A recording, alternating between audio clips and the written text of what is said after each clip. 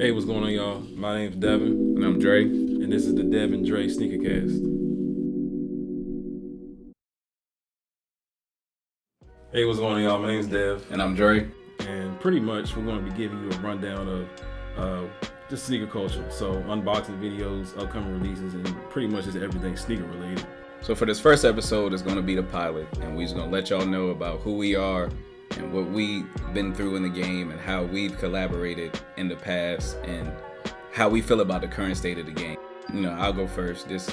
My name is Dre once again, and I got into the game about 2002 and about 8th grade with my man Jeremy, and he introduced me to the Jordan Mocha 3s. And like back then in the game, also was in the Vince Carter's heavy, because that's when he was, with the VC shocks and all of that. Yeah. So that was when I first got introduced to the game. So what about you, bro? Yeah, that was a fire. Pretty much for me, it was back in, I want to say 5th grade. It was the 17s. It was the Carolina Blues. Yeah. Not the one with the suitcase. Didn't have the lace lock on the front. Just the sock liner. Those are my first Jordans. Those introduced me to the game pretty much. It really didn't get heavy until I want to say 8th grade. I want to say throughout those years before I got to 8th grade, I was pretty much just wearing Air Force One. That was the Air Force One era, you know what I'm saying? Nah, it was. You couldn't go wrong with it. You couldn't go wrong. You know what I'm saying? It didn't matter what color or anything like that, but you couldn't go wrong with some all whites. Right. But 8th grade, I want to say my first Jordan that really got me into the game was the Cardinal 7s. Yeah. Cardinal 7s, they was size 13, bought them way too big. Thought I was gonna grow into them. So that had to be like 04, because I think I was a freshman in high school. That was or 05. It was like 05. It was like 04, so I was in 10th 05. grade. Yeah, I was like in 10th grade. I remember that I had a pair of those too. Yeah. So. And then after that, 9th grade is when it really ramped up. It was the Mars 4s. I know y'all remember the Green Bean 5s, the reflective joints. Yeah, those were crazy. Joints. The Black Cat 4s, and I had some dunks too, like some plain dunks I got from Pac Sun, I think. Yeah, they were selling them at the time. Yeah, they used to sell dunks so back in the day. So was Journeys. No, it was Underground Station, my bad. Yeah. Underground Station. They were selling them, but no, those are definitely some solid shoes back then. Like the game has changed a lot, but it's like I've always been consistent with what's been true to me, you know what I'm saying? Right. So it's like my favorite Jordans are probably the 8s, and it's like those have always been historically one of my favorites. Yeah. But because it has a lot going on with the straps, and then some of them got the fuzz on the Jumpman on the toe. I mean, not the toe, the tongue, but that's just why it's one of my favorites. Mm-hmm. But I do like the 8s as well. The Aquas is one of my favorites for sure. The Aquas and the playoff 8s. I like it when they a little crackly a little bit, because that shows that you've been wearing them. Yeah, for sure. Some shoes look nasty when they're cracked though. Yeah, some you cannot do, but like the 3s sometimes. Yeah. Nah, 3s start to look good. Threes and 1s. It depends on what year, but when the paint starts falling off to the point where it just won't stay on, it's no good. Yeah, you gotta let that one go. And then I guess where would you say when you were working at Foot Action, did your love for the game jump up higher, or did it just stay where it was? It did, because I want to say that was the phone positive era. Yeah. Even though they kind of died out now, even though it's still a thing in the DMV. Yeah, it definitely did go up then.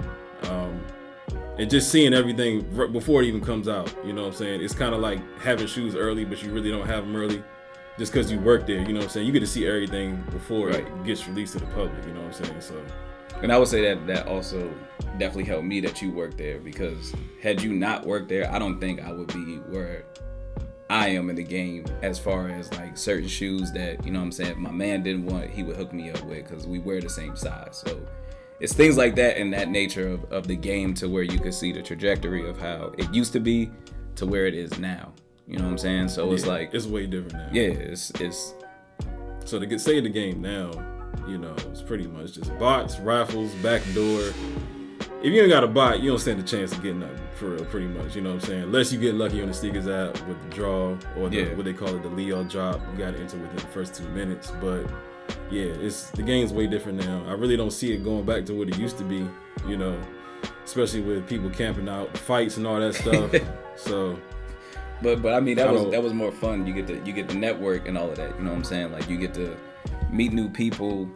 you know, you in the struggle together. You know what I'm saying? It's like yeah. I mean, it was fun times, but I just don't see it going back to that. Even though with COVID going on, especially with that, I just don't see it ever really going back to that. You know, which is cool. It is what it is. The game changes over time, so you know. But I mean, that, like I said, that time was more, I guess, interactive. Yeah, for sure. It's more. You were more likely to get you stood a fighting chance. Like nowadays, like you said previously, if you don't have a bot, with people that don't know what those are like computerized systems to where you could preload your shoe or the size that you want and then just let the bot do its thing once the shoe just officially drops. So a lot of people join like sneaker groups, cook groups, and things of that nature. The cook groups are those that provide these bots for you, but you pay like a monthly service fee, whether it's $30, $40, whatever the case may be. You usually pay like it's an add to cart fee. So if the bot is successful and actually checks your shoe out, then that's when you pay that fee for the person that actually got the shoe for you. Yeah. Plus the cost of the shoe. Right. Yeah. But it's theoretically cheaper than going into, let's say, StockX or GOAT and paying resale, because a lot of people don't like to pay resale. No, facts. And with those fees they hit you with, it's crazy. I mean, But eBay, shout out to eBay, because eBay is doing the authentication with no fees, none of that. Yeah, so I'm definitely about to start using eBay more. But yeah, I mean, with the bot paying the checkout fee plus the shoe, you're probably going to pay less than what you would pay like on somewhere on StockX. Most definitely. So if you can get a bot, the bot's the way to go for the people that don't know. But it's also different with that too, because it's like a lot of people like maybe a couple years ago when RSVP Kings was doing per shoe, like a lot of people now are like, you got to buy my service to continuously having success. Yeah, you feel me? So it's like, even with the bot game, a lot is changing and getting lost in translation because of how things are now molded into the game. But even with the whole paying a monthly fee, that's also cheaper, because you gotta look at it. You get, let's say, a Travis Scott shoe, like the ones. If you get that for maybe $200 with the monthly fee, now they're going for like $1,500. So it's like, facts. At the end of the day, even though you're still paying a monthly fee, whatever shoes drop within that month, you still coming up somewhat. So it's just, what are you willing to lose at the end of the day? That little bit, or just getting it at retail? So, yeah, I mean, sometimes you really going to pay for what you really want. And that's a fact. Yeah. Because on StockX or GOAT, I'm not buying nothing unless I really want it. Like the LeBron's Media Day 7s. Fact. I paid $300 for those because I'm a Lakers fan. You know what I'm saying? And that's fire to me. And we also won the chip, not to brag, but hey, it's all good, Yeah. My sons, we gonna make some noise next year. We gonna be back in the playoffs. I promise you that. I don't know. But shout out to D Book though. That's my guy. My boy wore the the Hyper Dunks when they dropped up the off-white joints when my man was hooping in them. Yeah, I do remember those. Yeah, he did his thing in those. You know what I mean? I still want the Kobe 1 Devin Booker P exclusives. So somebody got those. Holla at your boy. Size 12. You have to drop a bag.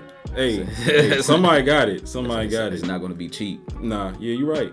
You're right. We can make something work out. Yeah, it's like I'm upset that a lot of PEs don't really release to the public. You know what I'm saying? Like the Ray Allen 13s just finally dropped in some form of fashion. Yeah. And I remember the Ray Allen 7s that just dropped, and they going for next to nothing. But one of the most fire color waves to me is like the Quentin Richardson Knicks 8s. Yeah. Those are fire. No, I remember those. And I would never find a pair, which is crazy. PJ Tucker could, but I would never find a pair. Yeah, it's like, unless you're DJ Khaled, PJ Tucker, somebody that has one of those True Shoe Connects, somebody like Drake, then shoes like that, you really don't stand a fighting chance to get. Right. So it's like with the current state of the game, we're going to be discussing and elaborating on how these things will continuously flow, how it used to be to where it is now. So it's totally different from the way it used to be back in like 03 when you could walk in downtown locker room, buy a pair of J's on sale, because I got my Miss Blue 4s on sale, but that will never happen again. But we're just going to talk about those type of things from where the game was to where it is now. All right, so now we're just going to get into our favorite camp out stories. Dre, what would be one of your favorite camp out stories in the past for sneakers? I know personally one of my favorite was when we was out for those, what was it, the Bread 11s, or was it the Columbia 11s? I think it was the Breads. When it was me, you, Craig, Chris, and we was just thugging it out in like 20-degree weather. Yeah, when you can get multiple tickets. Yeah. So they let us in.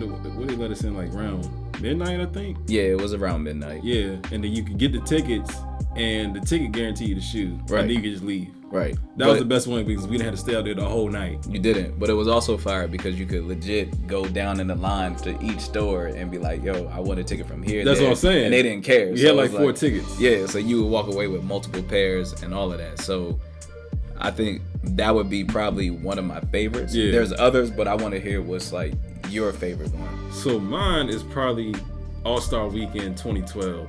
It was great. The Galaxy release. Yeah. The LeBrons, the Kobe's, the KD's, the Foam Posits, and what was the other shoe? The Was it the I forget Barclays? the name It was of the it. Barclays, the Barclay Posit or something crazy like that. I think those were released the same weekend too. It was like them great reflective joints with the little neon pods on the side.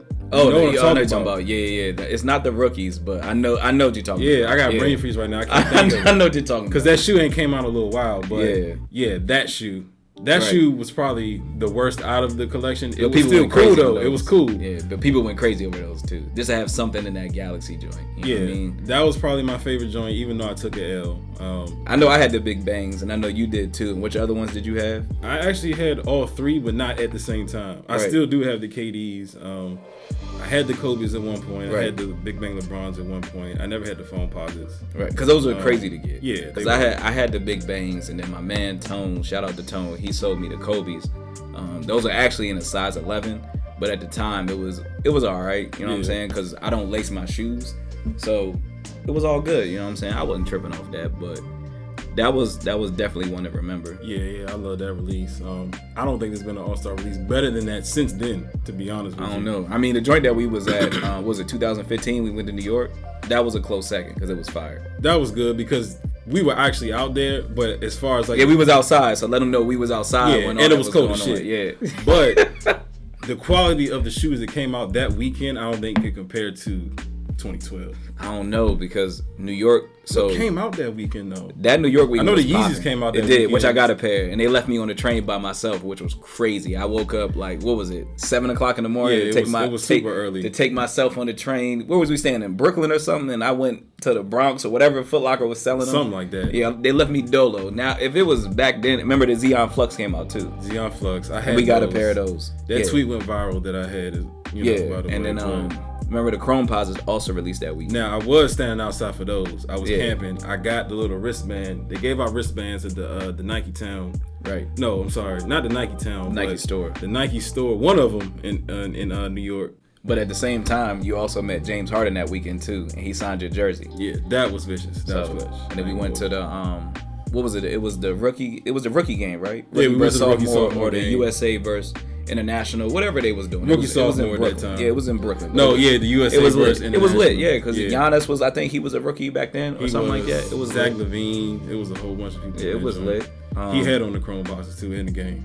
But I would probably say like one of my last favorite, I guess, campouts or whatever story was when we was at DTLR. I'm not gonna say the location, but that's the store. It was me and my uncle. He's gonna remain nameless until he appears.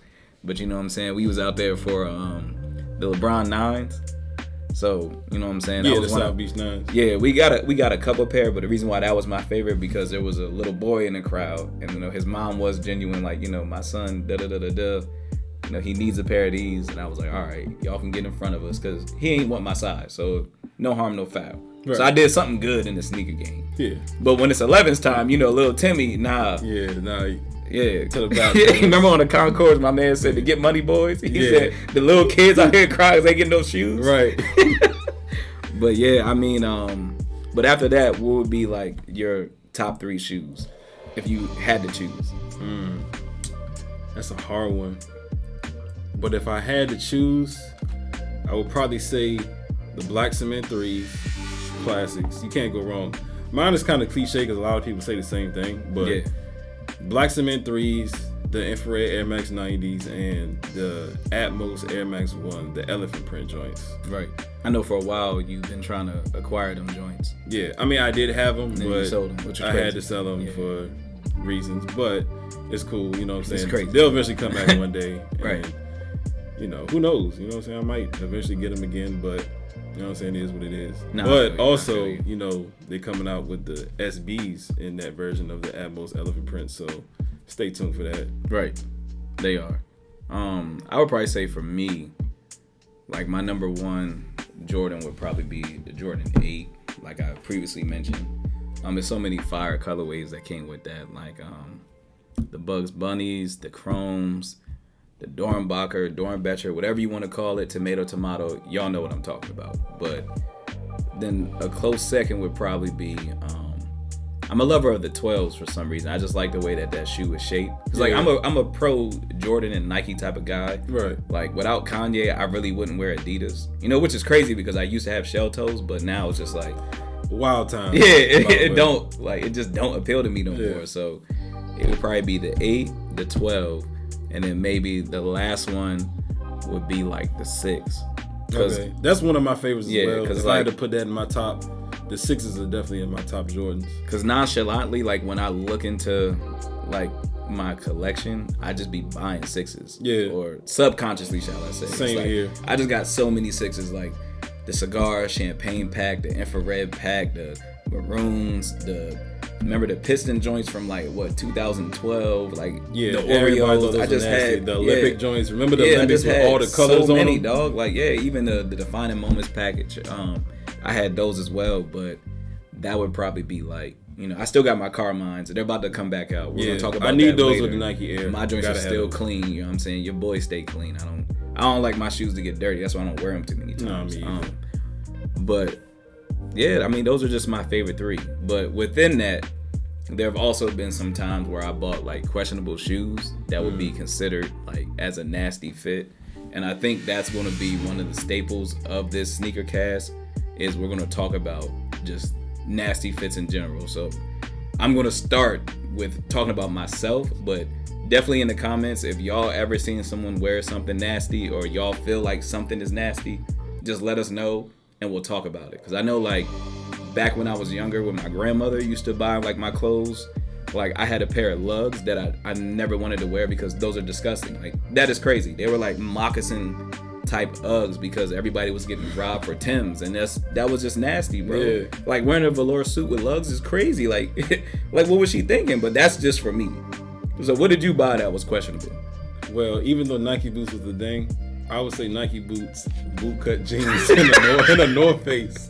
That was probably the nasty. I still mess with North Faces, but the Nike boots and the bootcut jeans combination. But bootcut jeans was the thing at the time, so don't try to play bootcut jeans. If we look y'all back, are wilding. Like if we look back now, that was crazy. I feel you. That was crazy. But the colorful Nike boots is wild. I just seen some dudes with white Nike boots, which is like, come on. Son. Yeah, those are insane. Who are buying? I'm sorry, those, like no. Like, I'll let you get away with the browns, but whites and the grays, like, come on, son.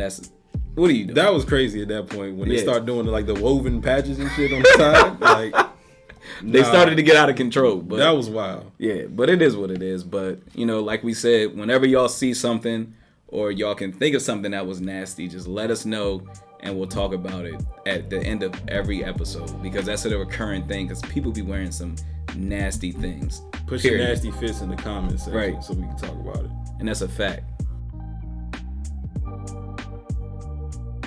All right, so in the next episode, we're pretty much going to be giving y'all some more reviews, talking about upcoming releases and more things that's going on in the sneaker culture.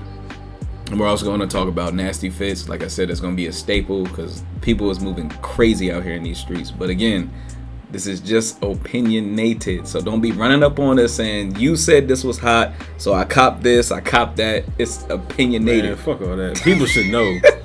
People should know straight up that it's opinionated. You can do what you want to do at the end of the day, but this is just how we think.